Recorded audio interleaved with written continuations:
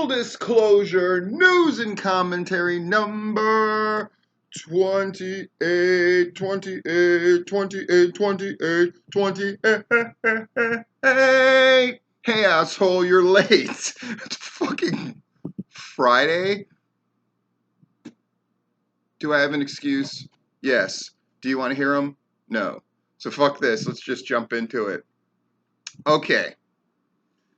Excited to get many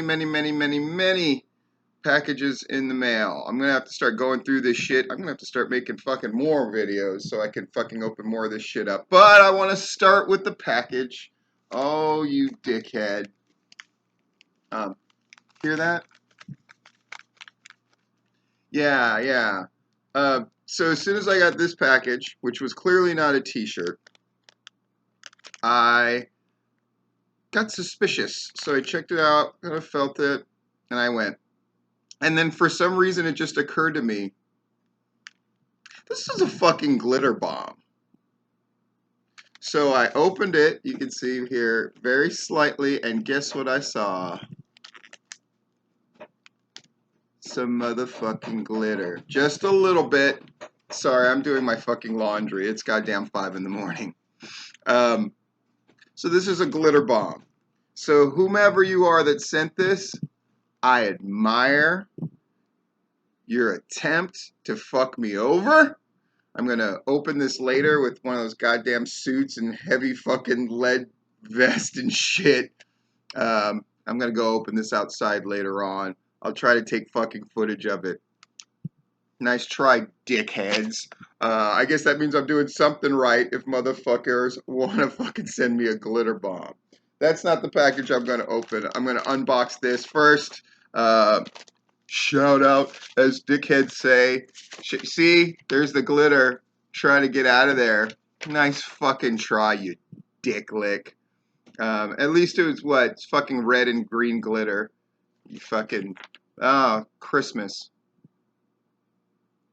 Who would hate me that would send me Christmas glitter? Matt Griffin. Fucking Uncle Fester motherfucker. Only number 2 on the Uncle Fester list, by the way. Robert, Josh, Southern Honor, Larry, not that one. Rob, Rod, Brian, Double Drop Kick, Myron, and Logan. Thanks. Giving me that money on Patreon. Link below. The videos have been getting wilder and crazier on Patreon, and those I put out more or less on time every fucking time. Let's unbox this bullshit.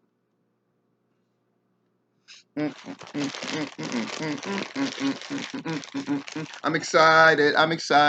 Look at this shit. Look, by the way. And I got the fucking haircut. This is how I wake up in the morning now. Pretty. Oh, shit. NASA? No, not NASA. Shit says nerd. Oh, no. No. So, the person who sent the last shirt that I opened up, it did turn out it was a person who contacted me on email who said specifically don't say me by name. I will only say the person who sent me the last shirt was a female. It's very exciting. And this one, I didn't get a note about it yet. Fuck it, let me know, motherfuckers. Shit, Hierarchy sent me some shit. Fucking Murder and Josh sent me some shit. I fucking gave them props. Whoever sent me this shirt, it's awesome. Of course, we got fucking Cape Canaveral here in Florida, not that far away. And the shit says nerd, and that shit is appropriate for me, so I'm gonna put this on. What is the commentary about? It is titled. You know when I've got a commentary title, that shit's live. Ooh. Yeah, bitches. You know when I got a commentary title, that shit's live, and this one's called Oh where have my alpha males gone? Oh where can they be? Talking mostly about fucking promoters and people who are running wrestling promotions and how almost all of you, if not all of you, are acting like straight up fucking lame ass bitches. So we're gonna get into that. All right, AWE drew 60, WrestleAmerica 278, Viral 165.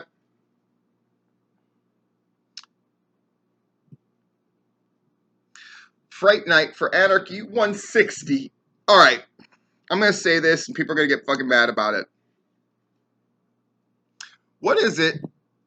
You know, maybe Larry and Rob Rod and fucking Nick and all these people who are going to shows and writing reports. By the way, how fucking cool is that we're getting fucking 4 to 6 reports a week? Fucking, do you people understand how fucking great that is right now? If you don't, you need to fucking know. Almost all the major shows get fucking covered every fucking time and not having to send in their own reports.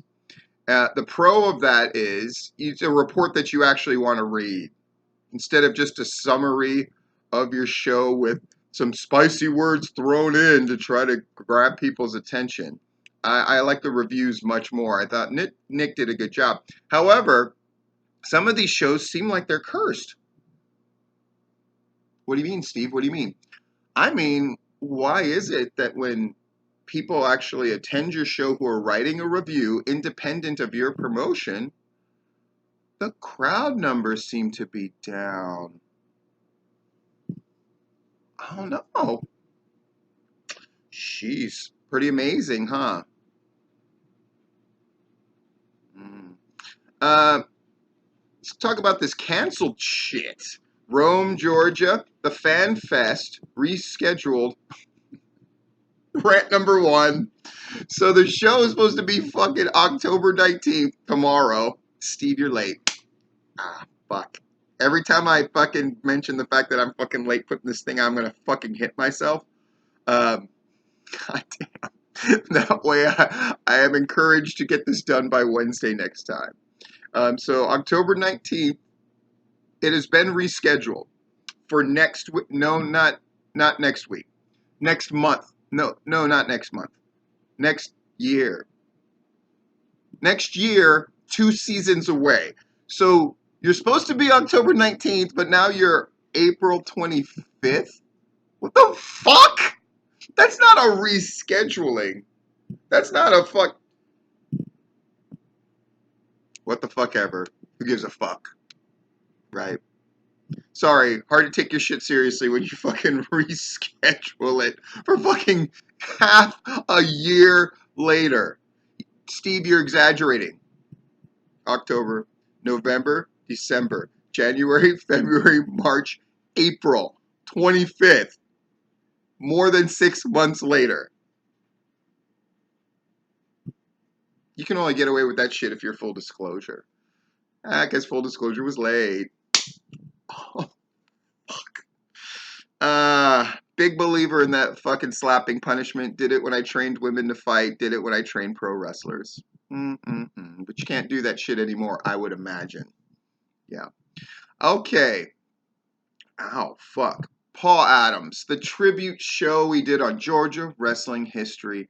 A number of people called in. They were all fucking phenomenal. If you haven't listened to it yet, listen to it. But I don't really know who Paul Adams was. You should have, but even if you didn't, you can now. Fucking listen to that shit. It's wonderful. I thought it went very well. People got very emotional about it. It is the tribute you would have wanted for yourself, or you will want for yourself.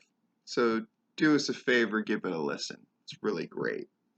I'm going to give this quick call out because I just respect how this was handled a lot. And very rarely am I 100% positive about anything. And I want to be 100% positive about this. PWX, Slim J got hurt on their show, got a bad stinger, but it was a very fucking scary moment. I mean, anytime you got to be fucking stretchered out, you got to have the backboard and all that and get taken out. PWX handled that perfectly. And Brian, the promoter, to his credit, when I sort of publicly gave a shout out to how great it was, he said, you know what? That was the first show, the first PWX show where I wasn't there to handle things. And so it's even more impressive that the people involved handled it well, including Ethan Case, who if I'm going to be completely honest, annoys the fuck out of me. Jesus Christ. Not to mention all his fucking working out that he used to talk about, and that guy's still fucking fat as fuck. But he was there for Slim, obviously handled his business, dropped everything, took care of Slim. That's what you're supposed to fucking do. And PWX did it just right. Slim, please recover quickly. Ever since I was a wrestler, when somebody got seriously hurt where I had to go to the hospital, I always fucking went with them. You always go. Someone's always got to go with. You got to. Jay Fury got hurt. I went to the hospital. It's what you fucking do. Yeah. Yeah. Shout out to PWX. Great fucking job being human beings and being responsible. And it's a reminder how dangerous this shit can be physically. Yeah. Where sometimes it might seem to people like, why do people take this shit so seriously? Why is there this raging debate about Marco Stunt, who is on fucking, AEW show and in a tag match, and people are going back and forth, and the people who've booked him before, Matt Griffin and Scott Hensley, is like, oh, well, midget wrestling is okay and wrestling fans love it, but Marco Stunt being in this match, one, that argument is so shit, I can't even believe it. Okay, Scott Hensley, I'm just going to direct this at you. Midget wrestling as a novelty match is not the same as Marco Stunt being in a fucking tag match with your fucking in a tag team tournament. It's not the same. So that's a fallacious attempt at an argument. And Matt Griffin being rightfully proud that Marco Stunt, who's somebody that he has booked before, has made it to the big time. That's great. But let's stop over defending the fucking guy. You've seen the picture of Marco Stunt next to that fucking middle school girl, and the middle school girl's bigger. It's fucking ridiculous. And I watched that match. Can you do that match? Yes. Does it look stupid? Yeah. Did Jim Ross seem really pained having to call that thing? Yes, he did. And are we still pretending Jim Ross is great? We're still doing that? Okay, I won't say anything then. Wonderful. Wonderful, wonderful. All right. I got a rant. Here's my next rant. Because WrestleAmerica's got like a Thanksgiving show called Thanksgiving Turmoil or whatever the fuck. And I think Peach State maybe is doing a show named Thanksgiving. If you're doing a wrestling show in the first 2 weeks of November, you can't call it Thanksgiving anything. If you're doing a wrestling show in the first 2 weeks of October, you can't call it Halloween anything. If you're doing a wrestling show in the first 2 weeks of December, you can't call it Christmas anything, or Hanukkah anything, or Kwanzaa anything. Not that I've seen a Kwanzaa-named wrestling show, but I was still running PCW and we were doing shows.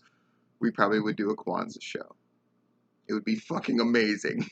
By the way, what would we call it? Kwanzaa Chaos? Oh, God, I hate the name of fucking wrestling shows. I hate the name of your fucking wrestling shows. And if you have Thanksgiving somewhere in the name of your wrestling shows, but you're only running the first 2 weeks, like November 9th or some shit, you can't call it Thanksgiving anything. You're a fucking idiot. Fucking stop it.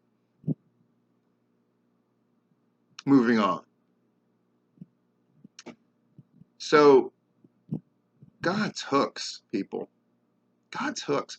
I read this recently, and now it's my new favorite shit for a little while. Gadzooks, the expression where people go, Gadzooks, which is as fucking white as you get. Holy shit. That's like super duper fucking white. Yeah. That's like, what's the whitest thing going on in pro wrestling right now? I think giving your fucking tag team a fucking really weird, obscure name. That's the new shit. Like Master and Machine, that is a white tag team. I don't need to see them, and I know it's a white tag. GBBC, GB Elemental P. If you seem like you're named after the real name of a virus, that then they dub like the avian flu or some shit. Because you're a combination of letters and numbers. That shit is fucking white as fuck. Just an observation. Uh, let's get to the commentary. Oh, where have my alpha males gone? Oh, where can they be? By the way, Jacob Ashworth wrote me, right? Jacob Ashworth wrote me, and it was going to be really early in the morning, so I had the foresight to fucking record this yesterday. Let's see if I can do this without fucking turning everything off. So Jacob Ashworth wrote me, or he sent me a direct message on Facebook. The problem is he's blocked everybody, has he not, in wrestling? So I didn't get the message. I got notice that he sent a message, and honestly, I didn't want to look at it at first. He sent it at the end of last week. And I didn't want to look at it because I didn't want to spoil my fucking weekend. I had a lot of work to do and shit like that. I didn't want to fucking read his horse shit. Apparently, he put out an apology video. That's one of those apology videos that's not really an apology video. So I'm not even going to discuss that because that's the least alpha male thing you can do. Is this fucking, I apologize, I was terrible, and blah, blah, blah, blah, blah. But, you know, fuck you. And then here's a picture of me with an American flag and a gun. Is there a bigger fucking guy compensating right now than that? And he wrote me, and so I finally looked at the message last night, because I had to go into the part where you don't get your regular messages. You know what I'm fucking talking about. And I read it, and all it said was, here's my phone number. I don't want to fight anymore. I just want to talk, right? I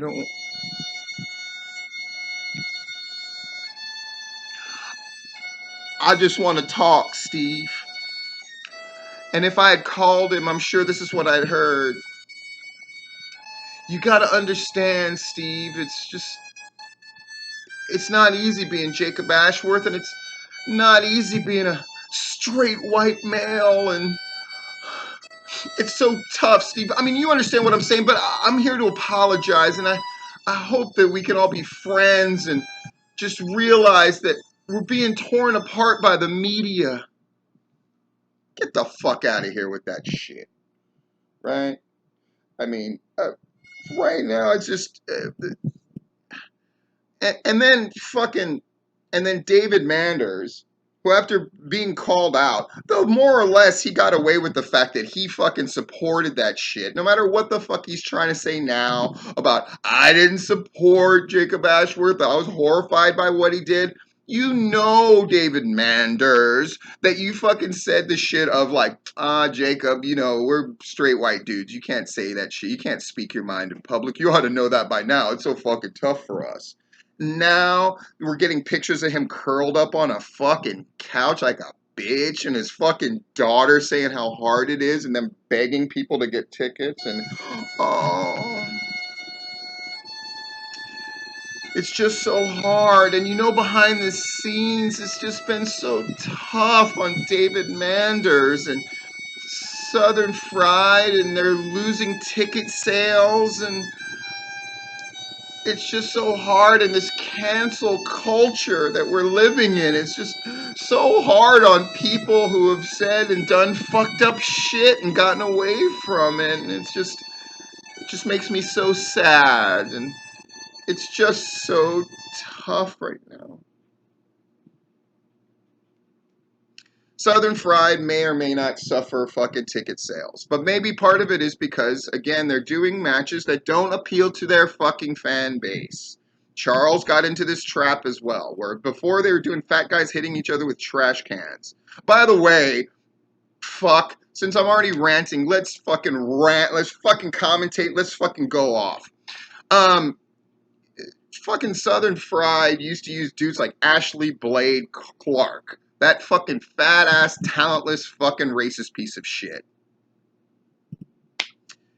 It's nothing new, folks. And I'm not saying they should be eliminated. I'm not saying any of that kind of shit. Southern Fried is what they is. Dude, people have contacted me, different wrestlers. Should I fucking not wrestle for them anymore? And you know what I told them? I said, you should wrestle for them. And if you think you can make an impact and make a difference, great. but this is about your career at the end of the day. But let's not pretend things aren't what they are. And seeing David Manders curl up into a ball and have these very sincere and very sad and blah, blah, blah, blah, blah, blah, blah, blah, blah, then your apology should have been better. And people pointed this out to me, and a number of people fucking railed on me that I wasn't hard enough on Southern Fried. Can you believe that shit? But you know what? They're right. They're right. I wasn't hard enough because I wanted to, one, give them the benefit of the doubt, because shit like racism and that kind of thing, that's fucking serious ass shit, and that can ruin people, and I'm going to be very careful about that stuff. But you know what? Their behavior was also not cool. And I'm talking about Manders, I'm talking about Jacob Ashford. And so they want to be on the apology tour, cool. And they want to be on the pity me tour, cool. Then that's exactly what you're going to get from me. Alpha male the fuck up. If David Manders' apology was sincere in the first place, maybe they wouldn't be going through a lot of all this. Or better yet, maybe if he had corrected the behavior way back when Jacob Ashworth used his platform as becoming champion as an excuse to have all that cracker mafia shit. I thought Gunnar Miller in particular did a great job addressing this shit on his show. Gunnar Miller, ever since he started having wrestling people on again, has really caught fire. I cannot wait to listen to the Tank Show today. We had a number of people come at Gary Lamb. And there was the IWE dude, and I'll say Gary Lamb dispatched him. Because IWE smartly separated themselves from Bushido and did it fucking in a way that they knew would become public in order to make sure they separated themselves from Bushido's bullshit, right? And all their axes to grind with Viral and all the rest of it. But they went at Gary Lamb, and Gary Lamb dispatched them. I think that's safe to say. Because, I mean, IWE, the problem is they're on this kick of, like, we want respect, and, you know, we're as great as anybody, and, you know, like, you know, even though nobody's watching our show, really, and we deserve respect, too, because we're running a promotion, and we're every bit as great, and we haven't got the attention that we deserve, and, you know, this goes for all the promoters in, like, South Georgia, and it's just like, there's awards, you know, they don't matter because they don't get out to our shows, and Viral has said that kind of thing as well, and, you know, these podcasts come to our show, why don't these guys come, and you guys can make the rounds, and, oh my god, it's just so tough having a promotion. I will say this, and I think it's very significant. James Caleb Kitchens, who I've spoke about before here, he also went at Gary Lamb. Oh, by the way, the IWE guy's a pussy because he was clearly calling out Gary Lamb. You can say, oh, I was talking about a number of pastors. Yeah, no. When you have the specific detail of you click like on your own shit, that's talking about Gary Lamb, and the fact that you were too pussy to admit that you were calling out Gary Lamb without calling out Gary Lamb means fuck you. Can we just make that crystal fucking clear to anybody who saw that exchange? You were calling out Gary Lamb and then you pussied out. Where have our alpha males gone? I'll say this, James Caleb Kitchens, that was an alpha male move. He went toe-to-toe with Gary Lamb, and Gary Lamb, you didn't fucking crush him. Okay? But James Caleb Kitchens, well, I'm going to give props. One, it shows that there is a perceived weakness in Southern Honor as the undeniable number one spot. I don't think it's undeniable anymore. Just because Southern Fried has fallen the fucking off the earth, and now they're down to one show in December to try to mitigate all this damage, etc., etc., etc. I speak the truth, folks. That's what's happening right now. But Nick showed up to your show, did a great job with his report. I think appropriately has anointed the fact that Viral is in the top 5. I would put Viral in the top 3, possibly. Because I think Southern Fried in disastrous fashion has fallen out. So we're talking about action, we're talking about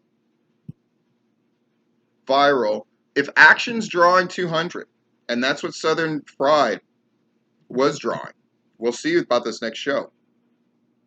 Viral's in that mix. But yet, Nick goes to your show, who has every reason to favor your show, and you got 165. And they did what all wrestling people do. There was a game, and there was this fair in town, and nearby, and the weather wasn't quite what we wanted it to be, and normally we do double. I don't know. I know we did a great job promoting, and even though the name of our show was dog shit, trick or trauma, and there was just a number of reasons, and we actually did sell 5 million tickets in advance, so I consider that our house. Folks, if you've exaggerated your crowds in the past, and I'm not saying Viral did, but I'm saying if you have done that and you get fucking called out once they come to your show, and all of a sudden we're talking half of the crowds that you say you've been getting and that kind of shit, and this is for a number of promotions, just fucking own up. I'll give this to fucking Total Aggression Pro. I mean, their crowds have been fucking sucking. And they're admitting without admitting that, yeah, maybe we exaggerate some of our early numbers. Now they're going to fucking hear this and like lose their shit. Not that they listen to me. I'm sure Cody McCauley doesn't listen to me. Even though he stepped down as booker so he can continue to be champion, and it's okay. But that wasn't because of me. No. I don't have any influence, folks. Gary Lamb, who should be the alpha, he's getting some of his pepper back, for sure. But he's playing the tough game of how do you get along with everybody. There's a part of Gary Lamb that desperately wants to get along with everybody. And there's a part of him that doesn't want to get along with anybody. And it's a hard thing to reconcile. And he wants to engage. As a friend of mine says brilliantly, Gary's gonna Gary. And it's one of the things we fucking love about him. But if you're going to engage, win. Karate Kid, the next Karate Kid and Karate Kid 3 are shit. But they're kind of awesome too. And when Julie-san goes at the end of the next Karate Kid, Mr. Miyagi, I thought karate's for defense only. You kicked butt and blah, blah, blah, blah, blah. And Miyagi goes, yeah, karate for defense only, Julie. But if you're going to fight, win. That's what it takes. Whatever you're going to do, you make big choices. That's what wrestling is about. I will take a big choice and a crash and burn over middling. Sometimes you make a big choice that appears to be the exact wrong move, and it ends up being the exact right move. And I'll just say this publicly. Matt Sells, proudly hailing his own losing streak and doing this sort of drunken bit and tying it in with all the comedy stuff he does, I thought was a fucking terrible move. But it was a big move. And he proved me wrong. He 100% proved me wrong. Now, is it going to parlay into something even bigger for him? I don't know. But he is probably having more fun than he's ever had. He's probably having more success than he's ever had. And he's wrestling people that are getting him subsequently even more attention. He was right. And I was wrong. And he made the big choice and it paid off. But Southern Fried, when they were handed a shitty bill of goods, and there's no way around it, Jacob Ashworth's thing completely imploding was a shitty bill of goods.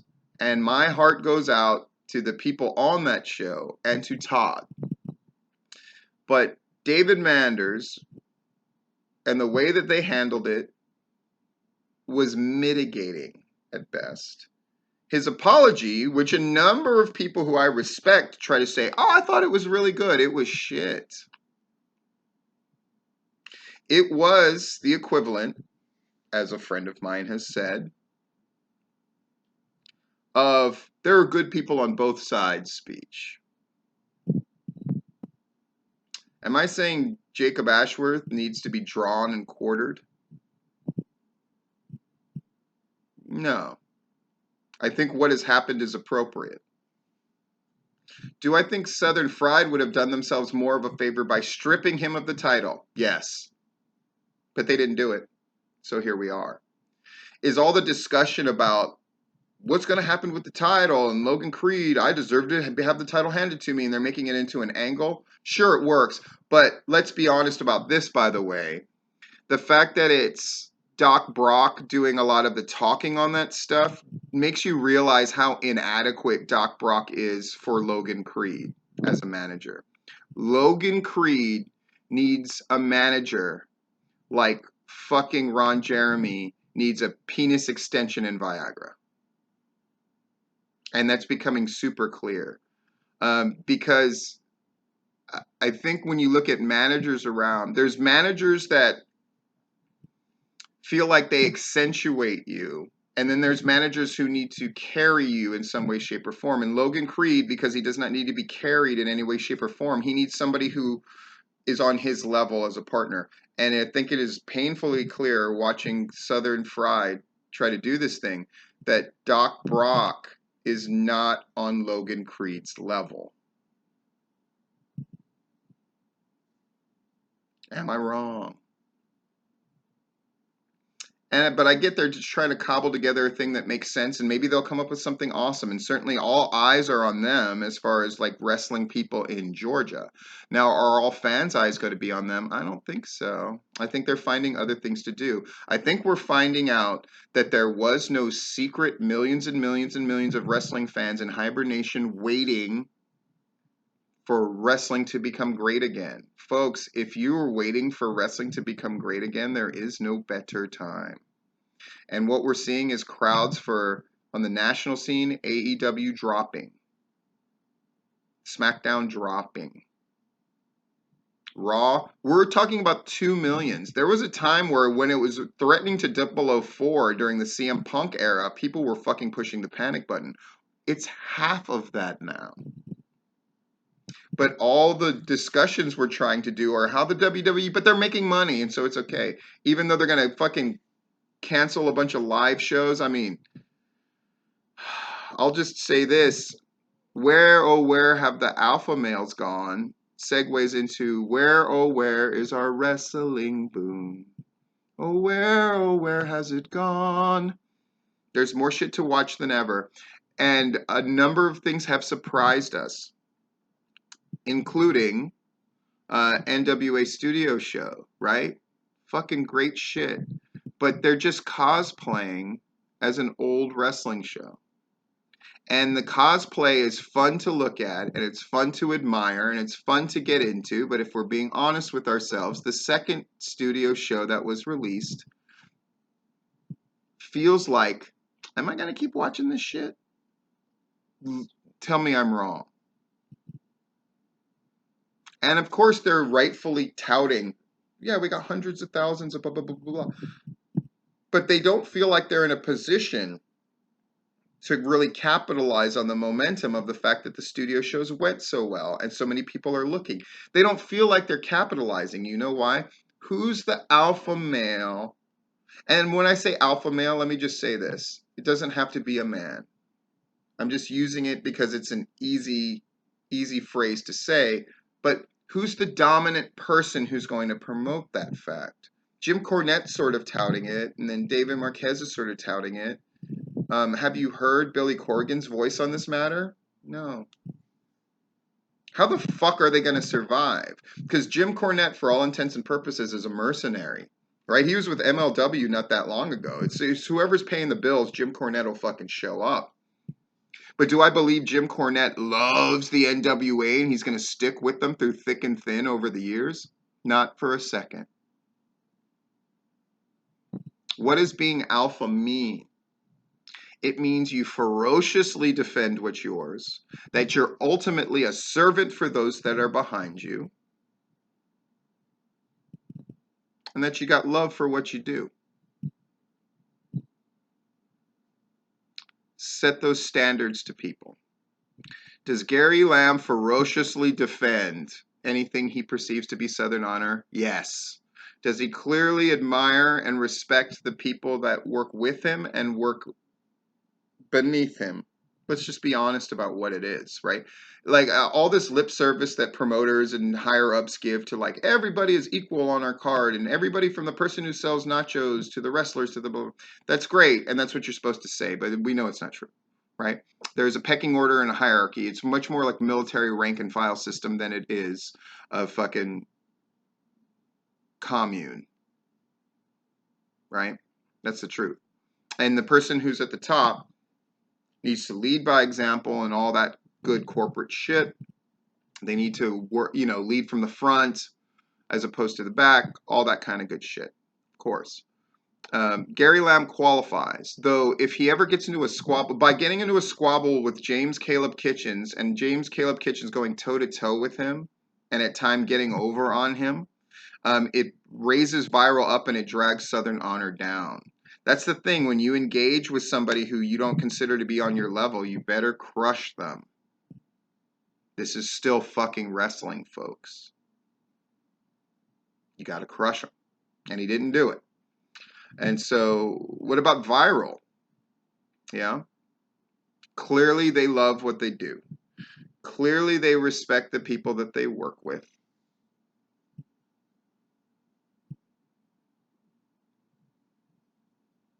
So good for them. But they got to quit fucking whining about everything. It's a bad look.